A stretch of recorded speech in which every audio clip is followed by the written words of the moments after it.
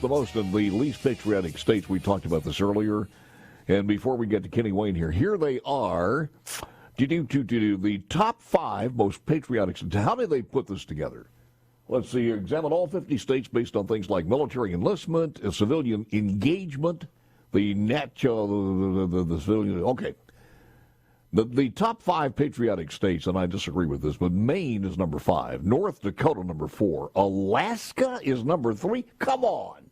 Number 2, Montana, and number 1, Virginia. Why? It's because close to D.C. The top 5 least patriotic states. Florida, number 5. New York, number 4. Rhode Island, number 3. Massachusetts, number 2. And here's a shocker. Number 1, the least patriotic state in America, Arkansas. I would never have guessed that. The natural state. Kenny Wayne joins us. He is the Hinds County Administrator. Good morning, ma'am. Sir, how are you doing? It's good to see you again. Good morning, ma'am. What's wrong? I am having a one of those days where the ears are not working, the brain's not working. I see. The throat's not working, and you just you. Good morning, Paul. You're stuck in front of a microphone. You got to get something done here, but okay. It just gets better from here. Well, you've been talking about the sports anyway, so you know, right. There are a couple of things I want to talk to you about just randomly all over the board here, but it's always good to pick your brain. Not that you're like the People magazine of the entire state, but I just want to pick your brain on a couple of things. But first of all, let's talk about this. We literally, and Kenny Wayne, you know this, right? We literally have thousands of people who come to the capital city every week for business, pleasure, stopping over from one place to the other, but people don't realize how much business has transpired.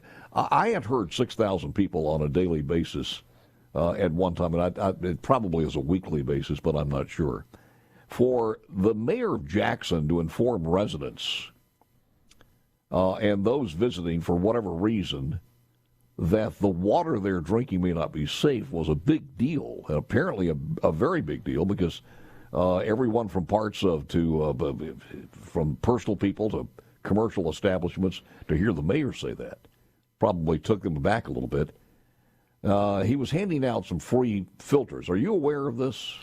I think I've heard a story about the filters being in a partnership with somebody else. But yeah, well, just somebody gave them some filters, so he's handing those things out and held a press conference that apparently said, look, water you're drinking may not be safe.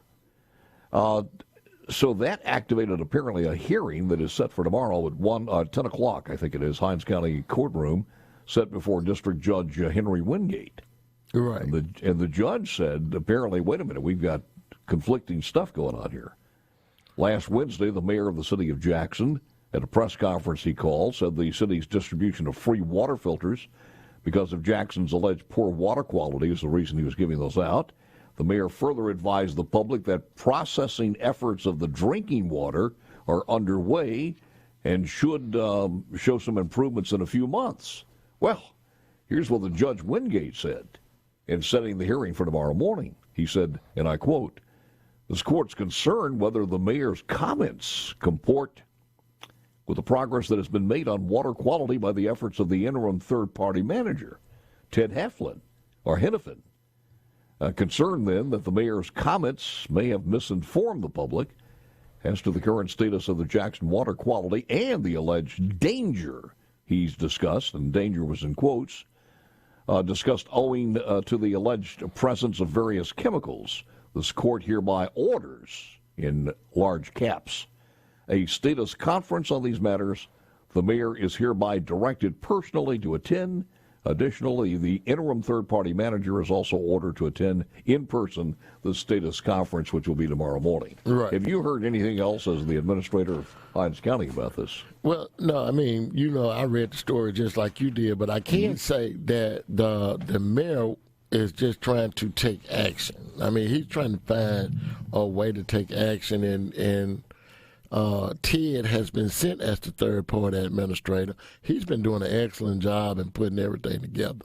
The mayor, from a political side, know he has a water problem.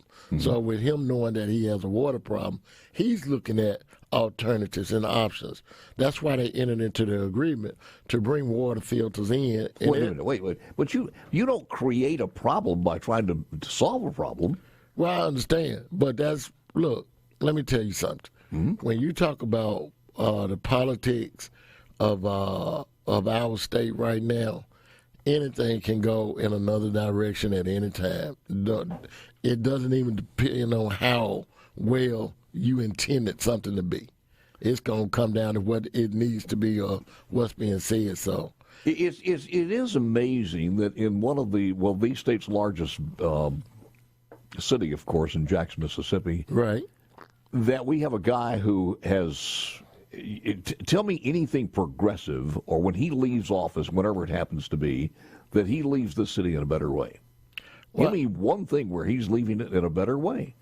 I mean, every decision this guy's made, it's almost like Joe Biden has been terrible. That's opinion. That's opinion now. So it's not opinion.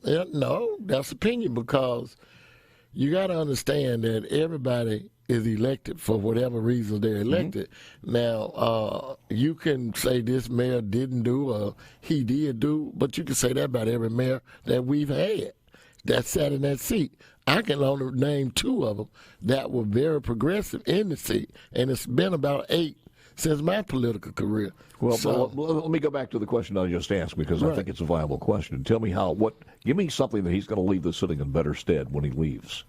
Well, first of all, the state's capital city, what's going to be better off, because Mr. Lumumba was elected twice. Right. He was elected twice. Where you going to leave you better off at? And now you got the nation looking at your water problem that you should have been looking at 30 years ago.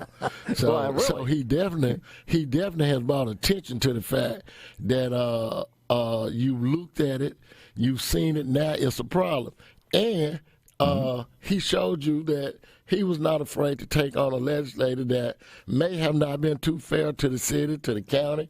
They wanted to do certain things and then everything that was for the city and the county was snatched out of the bills. Are you writing his PR? Because it's almost like you have to have a PR person on psychedelic drugs to write that PR. Now, Paul, you asked me a question, I'm giving you an answer. So look, now we had millions of dollars in bills, and everything that was Hines County, everything that was City of Jackson, it was snatched out. Now, from a legislative process, you know that wasn't fair.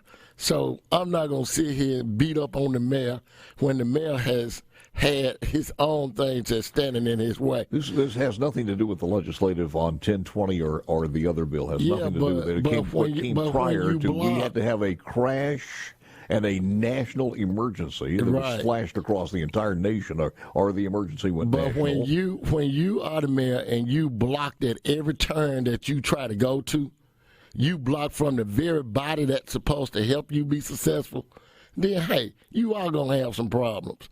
But you sit there and you can't talk about it in one frame of mind to say the mayor hasn't done anything, and then you don't say that the legislator has blocked the man on everything he tried to do. Are we so void of leadership in the city of Jackson that this was the only good candidate out there? We void of leadership in every aspect of your government, not just him.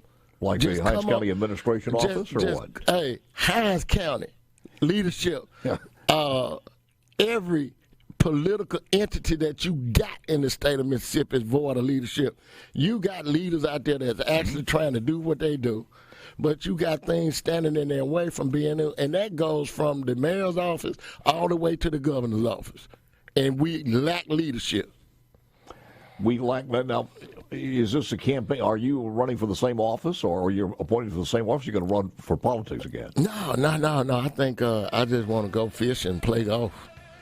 You got a nice pond out there, I heard. I want to come out there and look at it. Any update on the Obama Netflix deal? That have you monetized that yet? Well, I'm on Times Square on a big billboard myself. No kidding. Are you? And I made the New York Times. Can you send me a picture of that? Yeah, the artwork is wonderful. It's not like you don't have enough glossies that you've taken. I want to ask you about a couple of other things when we come back. Kenny. Kenny Wayne Jones is with Kenny. If somebody said, "What do you think will happen first?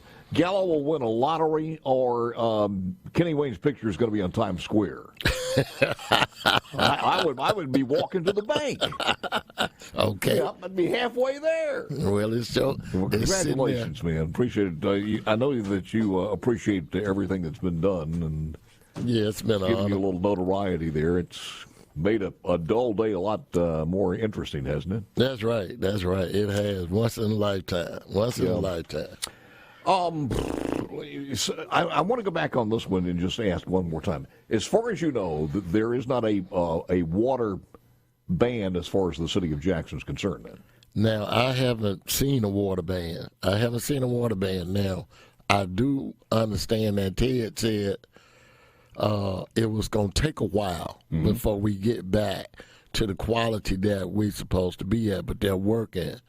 So what does that mean? It means the water is safe for you, but it just doesn't taste good, or what does that mean? Now, from a biological standpoint or environmental, I don't know. All I know is when I go in there to get water, I will put the water out of the faucet in my coffee because it gets 300 degrees. But when I got to drink some water, I go in the refrigerator. I think there was more bad news in the last month about a couple of other restaurants in the city of Jackson. What did they say? And well, I mean, just there were a couple of people decided to move out, and we lost the Cracker Barrel, did we not? Right, we did. We've look. I'm telling you, since 2020, all together, we've lost almost 42 million in revenue on people leaving the area. These folks have. Wait a minute, 42 million total since that time? Yeah, looking at it, it's about 42 million since 2020. So you're getting ready to go into 2024. That's revenue that you don't have anymore, and that's 60,000. How do you make people. that? How do you make that up?